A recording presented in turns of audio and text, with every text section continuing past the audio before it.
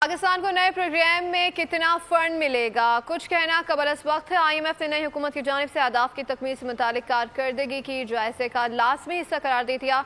ज़राए IMF के मुताबिक पाकिस्तान के इक्तिसादी पेशरफ्त हौसला अफजा है, ताहम मईशत को चैलेंज अब भी दरपेश हैं।